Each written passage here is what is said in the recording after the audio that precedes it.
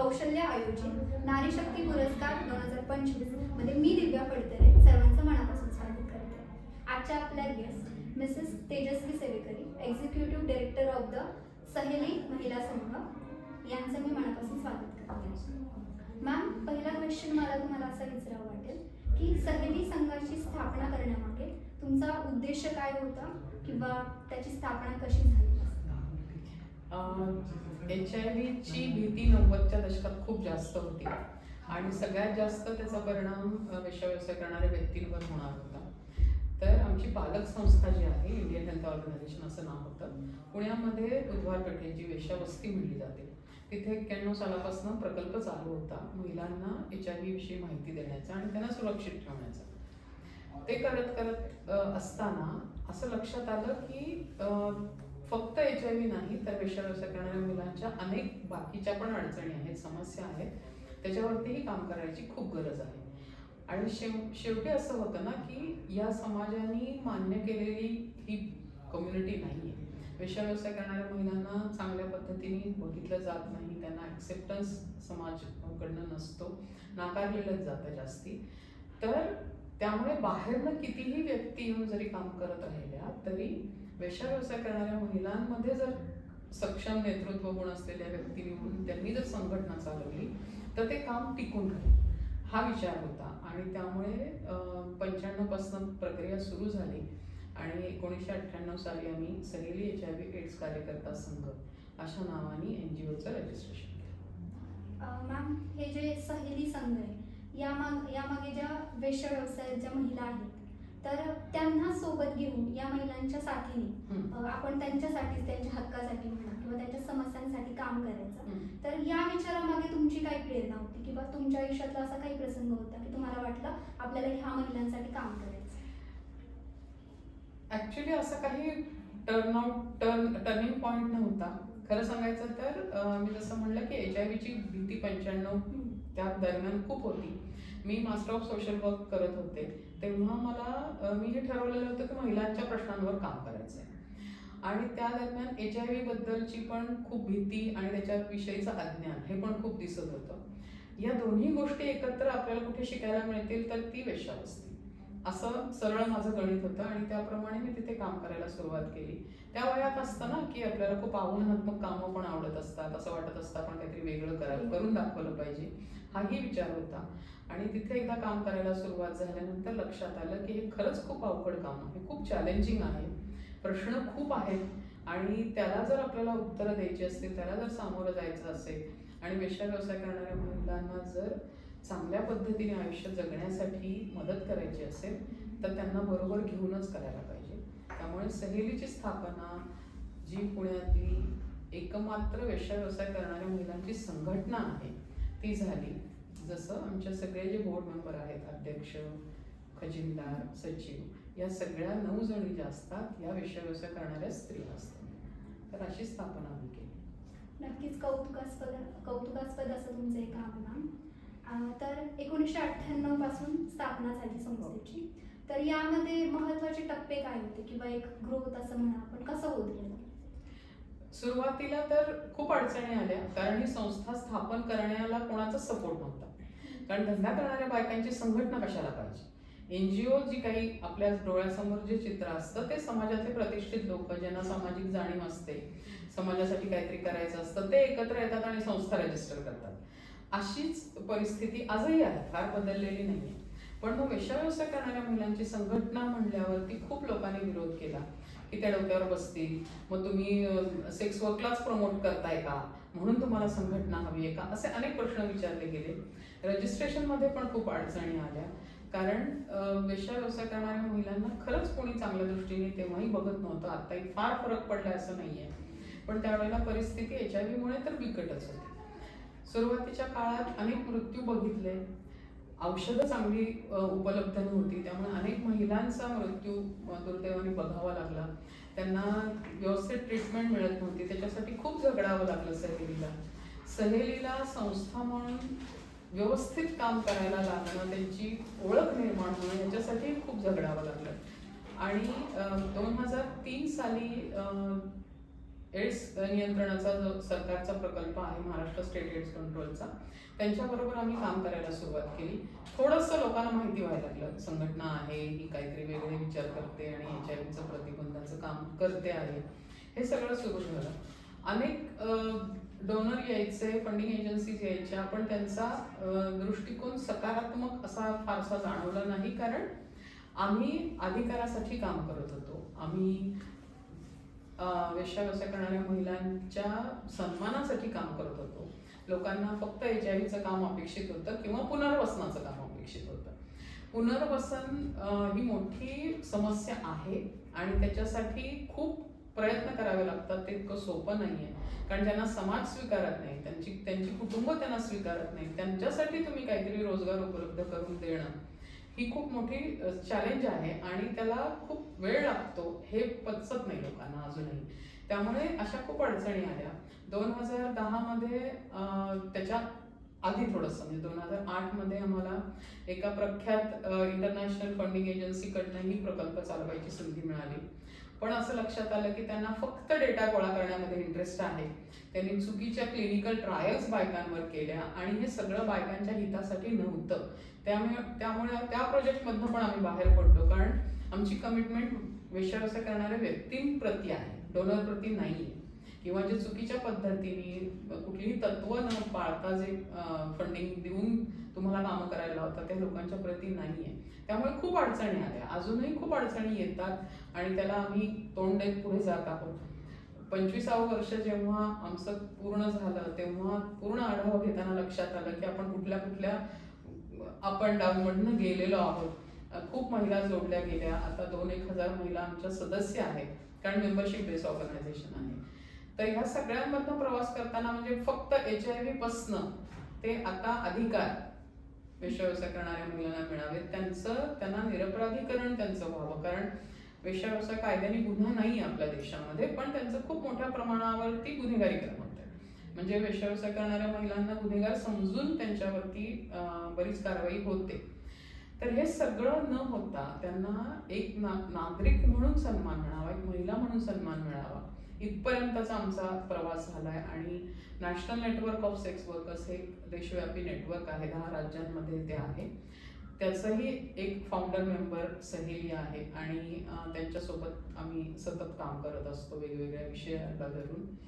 पण HIV पासनं ते नागरिकत्वाचा अधिकार किंवा डिक्रिमिनलायझेशन ज्याला आपण म्हणतो, निरपराधीकरण होणं, इथपर्यंतचा प्रवास सहेलीचा चालू आहे.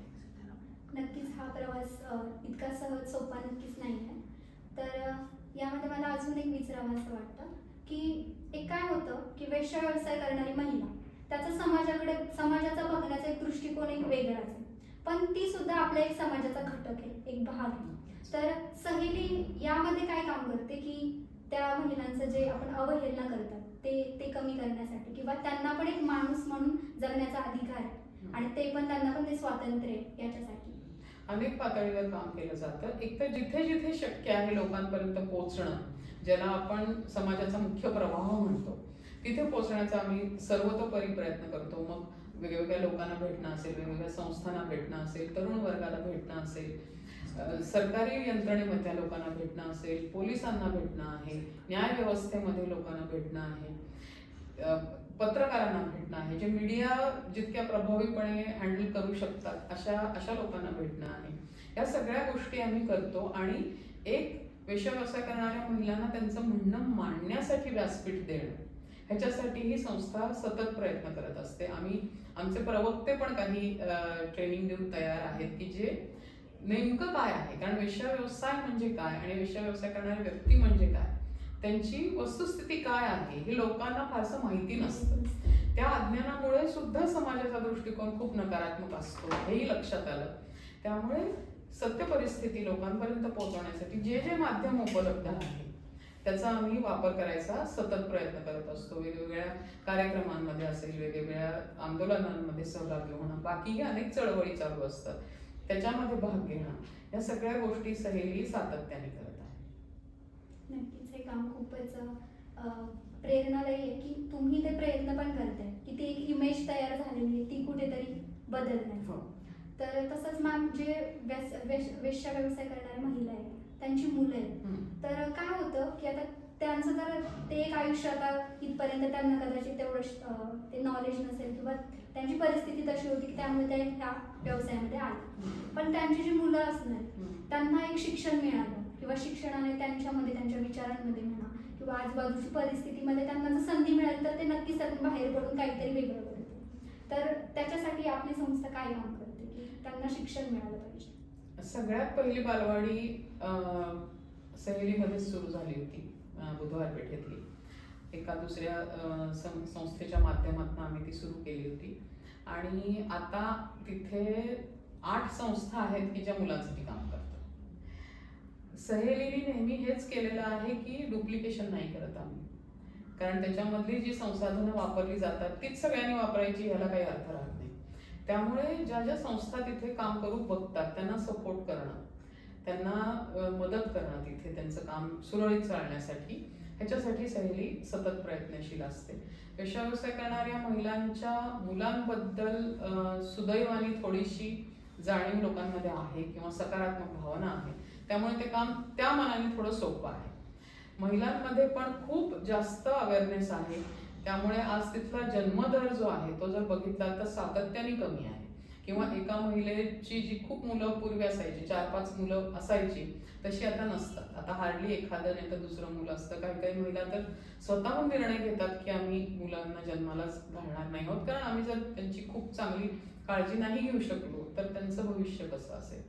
पण हाही एक जो सर्वसामान्य समज आहे की तिथून मुलांना बाहेर काढलं पाहिजे, ती तिथे सुरक्षित नसतात, त्यांच्या आईला त्यांच्या शिक्षणाचं काही पडलेलं नाहीये, हे सुद्धा आपल्या पूर्वग्रह दूषित नजरेमुळे आलेलं आहे. आपला जो बायस आहे समाजाचा की ती एक धंदा करणारी बाई आहे म्हणजे ती चांगली आई होऊ शकत नाही, हे जितकं सहजपणे आपल्या डोक्यात येतं ना त्याच्या विरोधातच तिथं गोष्टी आहेत ऍक्च्युली. आज बायका जे पण करतात त्या मुलांच्या शिक्षणासाठी ह्याला तुलना नाहीये. म्हणजे त्यांच्यासाठी जो पैसा मिळवणं असेल, त्यांना चांगल्या शाळेत शिक्षणाला पाठवणं असेल, त्यांना निवासी शाळेत पाठवणं असेल, हॉस्टेलला पाठवणं असेल, हे सगळ्यासाठी मेहनत बायका करतात. अनेक मुलं आहेत की जी अतिशय उच्च शिक्षित आहेत.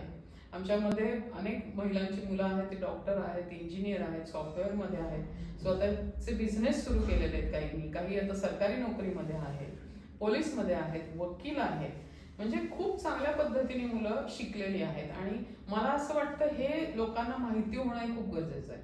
आणि लोक ज्या दृष्टीने बघतात की आम्ही कोणीतरी उद्धार करते आहोत आणि तिथे जाऊन आम्ही त्या बायकांचा आणि मुलांचा उद्धार करणार आहे, मला वाटतं ही भावना लोकांनी मनातून काढली पाहिजे. आपल्या समाजाचाच हा भाग आहे आणि त्यांनाही तितकाच अधिकार आहे, त्यांनाही तितकीच बुद्धी आहे जितकी तुम्हाला मला आहे, आणि त्यामुळे त्यांनाही निर्णय घ्यायचा अधिकार असला पाहिजे त्यांच्या आयुष्याचा, याचं भान आपण ठेवलं पाहिजे. मॅम, त्यानंतर मला एक असं विचारावं वाटेल की आता हे झालं, हे तुमचा एक पॉइंट ऑफ व्ह्यू आहे की तुम्ही असं काम करताय किंवा आता तिथं डेव्हलपमेंट होतीये किंवा चेंज होतोय, तर तिथले जे काही स्थानिक लोक आहेत तर त्यांचा रिस्पॉन्स असेल किंवा शासनाचा कसं काय याच्यावर रिस्पॉन्स असतो? काय झालंय ना की 95-96 मधली परिस्थिती आणि आत्ताची याच्यात खूप फरक पडलेला आहे, चांगलाही आणि वाईटही.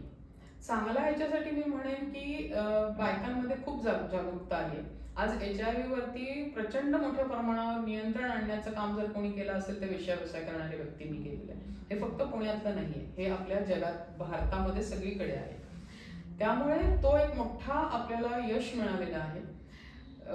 आयुष्यमान वाढलेलं आहे. अनेक बायका असं दिसतं जेव्हा तिथे आधी खूप लहान मुली येण्याचं प्रमाण होतं, ते आता तुम्हाला आढळणार नाही. तिथे डायरेक्टली आता कोणीही लहान मुलगी धंद्यात येत नाही. ही एक खूप चांगली बाब आहे. हा बदल नक्की झाला आहे. तिथे जे शोषण व्हायचं महिलांचं, मुलींचं, घरवालीकडनं असेल, पैशाचं असेल किंवा त्यांच्यावरती जी हिंसा व्हायची, याचं प्रमाण अतिशय कमी झालेलं आहे. म्हणजे आता त्यांच्याकडे येणारा गिऱ्हाईक तर त्यांच्यावर हिंसा करूच शकत नाही, कारण संघटनेची ताकद इतकी आहे की सगळ्या बायका एकत्र येतात आणि त्या माणसाला बाहेर काढतात. त्यामुळे तिथे येणारे गिऱ्हाईक त्या कुठल्याही महिलेवर हिंसा करू शकत नाही. हे अनेक बदल झाले. आज तिथे कामाला आम्हाला पेड स्टाफ मिळत नव्हता, अशी परिस्थिती होती. पण आता अनेक विद्यार्थी, व्हॉलेंटियर्स, ज्यांना शिकायचं आहे, ज्यांना समजून घ्यायचं आहे, असे पुढे येतात. मला असं वाटतं हा एक समाजाचा सकारात्मक बदल नक्कीच दिसतो. दुर्दैवाने राजकारणी लोक आणि कायदा किंवा प्रशासन ह्याच्यामध्ये फारसा बदल झालेला नाहीये. कारण आपल्या देशामध्ये कायदा अस्पष्ट नाही, खूप अस्पष्ट आहे वेश्या व्यवसायाला धरून. त्यामुळे कायद्याने गुन्हेगारीकरण वाढतं, या बायकांना गुन्हेगार समजलं जातं आणि खूप विरोधाभास असा दिसतो की गुन्हेगारही समजलं जातं पण त्यांना व्हिक्टीम पण समजलं जातं. त्या मानवी तस्करीच्या बळी आहेत असंही समजतो कायदा आणि त्या पब्लिक प्लेसमध्ये सार्वजनिक ठिकाणी धंदा करतात किंवा धंद्याची घरं चालवतात आणि धंदा करणाऱ्या व्यक्तीच्या कमाईवर जगतात, कस्टमर्सना बोलवतात. या सगळ्या क्लॉजेस खाली त्यांना गुन्हेगार पण समजलं जातं. हा एकाच कायद्याचा भाग आहे आणि हा विरोधाभास जोपर्यंत संपणार नाही तोपर्यंत त्यांना न्याय मिळणार नाहीये. त्यामुळे गुन्हेगारीकरण त्यांचं थांबवावं हे दुर्दैवाने अजून कोणीही फार मनावर घेतलंय असं झालेलं नाहीये. हा एक खूप खंत अजूनही वाटते की हे कधी बदलणार आहे चित्र. तो एक भाग सोडला तर बऱ्यापैकी महिला आता तिथे छान पद्धतीने राहतात, एकमेकींच्या मदतीने राहतात. अजून एक बदल जो जाणवला गेल्या काही वर्षात तो म्हणजे बुधवार पेठेतून जी वेश्यावस्ती म्हणली जाते त्याच्यातनं बऱ्याच महिला आता बाहेर पडलेल्या आहेत. दोन्ही पद्धतीने, एकतर बऱ्याचशा दुसरा काहीतरी उपजीविकेचं साधन म्हणून बाहेर पडल्यात आणि काही महिला तिथे व्यवसाय नीट होत नाही, तिथे सतत पोलिसांची रेड होते किंवा HIV मुळे तो एरिया बदनाम झालेला आहे, तिथे त्यांना व्यवसाय जसा पूर्वी असायचा तसा होत नाही, त्यामुळे बाहेर पडलेले आहेत. म्हणजे आता ह्याच्यामध्ये सकारात्मक नकारात्मक दोन्ही आहे. कारण आज वेश्यावस्तीत जर त्या महिला एकत्र असतील तर त्या नक्की जास्त सुरक्षित असतात, त्यांना सुविधा मिळणं सोपं जातं, त्यांच्या आरोग्याची सुविधा असो, मुलांसाठी असो किंवा त्यांच्यावरती कुठल्याही प्रकारे हिंसा होऊ नये ह्याच्यासाठी. पण जेव्हा त्या एकत्र राहतात तेव्हा या गोष्टी सहज होतात. पण जेव्हा त्या एकट्या एकट्या धंदा करतील, व्यवसाय करतील तेव्हा त्यांच्यावरती होणारी हिंसा, त्यांची पिळवणूक किंवा त्यांना अगदी टोकाच्या म्हणजे मारून टाकण्यापर्यंतच्या घटना घडायला लागलेल्या आहेत. हे मला वाटतं की खूप वाईट होतंय आणि त्याच्यावरती काहीतरी विचार करण्याची नक्कीच गरज आहे. जसं तुम्ही बोललात की HIV एड्स ग्रस्त महिला आहेत, तर अशा जर महिला, आता तो रेट नक्कीच कमी झालाय जो आधी होता सुरुवातीच्या काळामध्ये, तर तरी आता जरी ह्या सिच्युएशनमध्ये असं काही केसेस झालं तर त्यामध्ये आपली संस्था कसं काम करते? किंवा एकतर HIVचं ज्ञान आज वेश्याव्यवसाय करणाऱ्या महिलांना अतिशय जास्त आहे, कारण अनेक वर्ष त्यांच्यापर्यंत ही माहिती पोहोचली आहे. सहेलीचा नेहमी असा प्रयत्न असतो की HIV एकदा तिला झाला हे माहिती झाल्यानंतर अँटीरिट्रोव्हायरल थेरपी जी आहे ती तिने अतिशय सतत घ्यावी, जेणेकरून तिचं लाईफस्पॅन वाढेल. दुसरी गोष्ट खूप महत्वाची अशी असते की जर ती सातत्याने ERT घेत असेल तर जो विषाणूची संख्या आहे ती इतकी कमी होते त्या व्यक्तीमधली की तिच्या मार्फत दुसऱ्या व्यक्तीला HIV होत नाही. हे सत्य बऱ्याच लोकांना माहिती नसतं आणि त्यामुळे वेश्याव्यवसाय करणाऱ्या महिला म्हणजे HIV पॉझिटिव्ह आहेत ते धंदा का सोडत नाहीत वगैरे असे सगळे लोक प्रश्न विचारतात. पण अनेक तुम्हाला अशी उदाहरणं दिसतील की नवरा बायको आहेत, त्याच्यातली एक व्यक्ती पॉझिटिव्ह आहे, एक निगेटिव्ह आहे, तरी एका व्यक्तीकडनं दुसऱ्या व्यक्तीला इन्फेक्शन होत नाही. आणि याचं कारण केवळ ती व्यक्ती चांगल्या पद्धतीने सकारात्मक लाईफस्टाईल स्वीकारते आणि अँटीरिट्रोव्हायरल थेरपी जी आहे, औषधे जी आहेत ती न चुकता सातत्याने घेते. या दोन गोष्टी अतिशय महत्त्वाच्या आहेत आणि हेच महिलांना सतत सांगितलं जातं आणि त्याप्रमाणे ते त्याचं पालन करत असतात. त्यामुळे हा जो धोका पूर्वी वाटायचा तो तसा नाहीये. अतिशय सामान्यपणे या महिला आयुष्य जगत आहेत. नक्कीच तुमच्या प्रयत्नातून एक अवेअरनेस असेल त्याबद्दल किंवा ते नॉलेज आता नक्कीच वाढतंय आणि त्याचाच हा परिणाम आहे की ते त्यांचं आयुष्य एक सामान्य माणसाप्रमाणे जगत आहे. तर मॅम, एक प्रश्न असा मला विचारावा वाटेल की 25 वर्षांचा हा जो काही तुमचा प्रवास आहे यामध्ये आता तुम्ही जे सांगितलं त्यातून मला ते समजते की ते किती पॉझिटिव्हपणे आता त्यांचं लाईफ चेंज झालं किंवा ते आता काय त्यांचं आयुष्य कसं जगत आहे. तर मॅम, असा एखादा प्रसंग सांगाल की त्यामध्ये तुम्हाला असं वाटलं की हां, आपण जे काही काम करतोय त्यामधून नक्की समोरच्या माणसाच्या आयुष्यात बदल होते किंवा एक चांगला रिझल्ट त्यातून एक काहीतरी असं भेटतं? खूप आहेत. सांगायला घेतलं तर वेळ पुरणार नाहीये, कारण जी बेसिक मानसिकता आहे ना लोकांची की हे सगळं वाईट आहे, खूप नकारात्मक आहे आणि निगेटिव्ह आहे आणि ते वाईटच होत असतं, त्या कशा दुःखीच असतील, असं ते नाहीये चित्र. त्या आपल्यासारखे सामान्य व्यक्ती आहेत आणि हे जर आपण लक्षात घेतलं तर त्यांच्या आयुष्यात घडणारे अनेक प्रसंग आहेत की जे खरंच खूप आनंदाचे असतात आणि त्यांना असं वाटत असतं की ते सगळ्यांबरोबर आपण शेअर करावं. जसं कितीतरी मुलं आहेत की जी पूर्ण शिक्षण घेऊन भेटायला येतात आणि म्हणजे मध्ये एक असा प्रसंग झाला होता की ती मुलगी MD झाली आहे आणि खूप चांगल्या सरकारी हॉस्पिटलमध्ये आता चांगल्या पदावर आहे. ती जेव्हा भेटली तेव्हा खूप आनंद झाला कारण तिने खूप वाईट पद्धतीतनं परिस्थितीतनं बाहेर जाऊन जिद्दीने डॉक्टर झाली आहे. ती मुलगी पूर्ण स्कॉलरशिपवर शिकली आहे. मला अजूनही आठवतं की जेव्हा तिची 12वीची परीक्षा होती त्याच्या 2 दिवस अगोदर तिच्या आईचा मृत्यू झाला होता. पण त्या मुलीनी आईला प्रॉमिस केलं होतं की मी डॉक्टर बनणार आहे आणि तिने बनवून दाखवलं आणि ती अतिशय समृद्धपणे तिचं आयुष्य जगतीये आणि त्याहून पुढे जाऊन ती तिच्या डिपार्टमेंटमध्ये येणाऱ्या सगळ्या सेक्स वर्कर्सना फ्री ट्रीटमेंट देते आजही. हे मला असं वाटतं की ह्याच्यासारखी चांगलं अचिव्हमेंट नाहीये काही आणि ती झाली आहे. कितीतरी महिला व्यवसाय सोडून बाहेर पडलेल्या आहेत, त्यांनी चांगल्या वेगळ्या पद्धतीने काही मार्ग निवडलेले आहेत. आम्ही सशक्त पर्याय दिले तर महिला बाहेर पडतील. त्यांना तुम्ही फक्त मेणबत्त्या उदबत्त्या विकून रोजगार तुमचा मिळवा म्हटलं तर ते शक्य नाही. त्यामुळे त्या दृष्टीने काहीतरी व्हावं ह्याची खूप गरज आहे मला असं वाटतं. अनेक महिलांनी तिथे येणाऱ्या जबरदस्तीने आणलेल्या लहान मुलींना सोडवलेलं आहे. तिथे येणाऱ्या मोठ्या महिला की ज्यांना जबरदस्तीने आणून विकण्यात आलेले त्यांना सोडवलेलं आहे. अशी अगणित उदाहरणं आहेत की जी खूप प्रेरणा देतात आणि ह्या गोष्टींमुळेच इतकी वर्ष मी तिथे काम करू शकले आणि त्या हरल्या नाहीयेत तर मी काय. त्यामुळे मी काम चालू ठेवलंय. नक्कीच प्रेरणादायी अशी काहीतरी गोष्ट आहे की एक समाजात आपण बघतो की एक जग म्हणजे एक वेगळं जग, पण ते जग आपल्यासारखंच आहे. कुठेतरी तुमच्या बोलण्यातून जाणवतं की तिथं पण तितक्याच प्रेरणादायी गोष्टी आहेत की ज्या कोणाला तरी इन्स्पिरेशन देणार आहेत पुढे जायला. आणि यानंतर मग मला असं एक विचारावं वाटतं की जी काही आपली यंग जनरेशन, तर त्याच्यासाठी तुम्ही काय तुमचं काय ॲडवाईस असेल की? ॲडवाईस देण्या एवढी मी काही मोठी नाहीये, मी कार्यकर्ती आहे. पण जे काय तिथे शिकली आहे मला असं वाटतं की आजकाल अतिशय सरळ अगदी म्हणजे म्हणतो ना आपण तोंडात बसलेलं आहे तरुण वर्गाच्या की मला फार डिप्रेशन आलेलं आहे, मला हे जमत नाहीये आणि मला काही जमणार नाहीये आणि खूपच मी डिप्रेसच झाले किंवा झालोय आणि पुढचं आयुष्य कसं सावरावं मला कळत नाहीये, माझ्या मनासारखं काही होत नाहीये. ही जी निराशा जी येते ना ह्याच्यावरती मला असं सांगायचं की सामाजिक जाणीवेने तुम्ही जर गोष्टी केल्यात आणि जे अतिशय तुमच्यापेक्षा वाईट परिस्थितीतून लोक झगडून पुढे जात आहेत आणि त्यांना जे पाहिजे ते मिळवत आहेत सन्मानासकट, हे जर लक्षात घेतलं तर मला असं वाटतंय की काहीच अवघड नाही.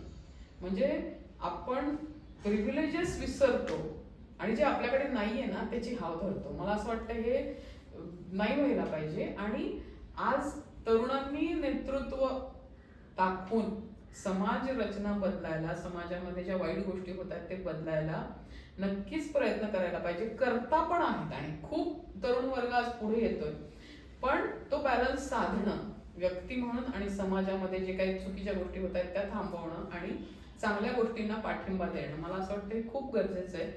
आणि तरुण वर्गाला हे शक्य आहे.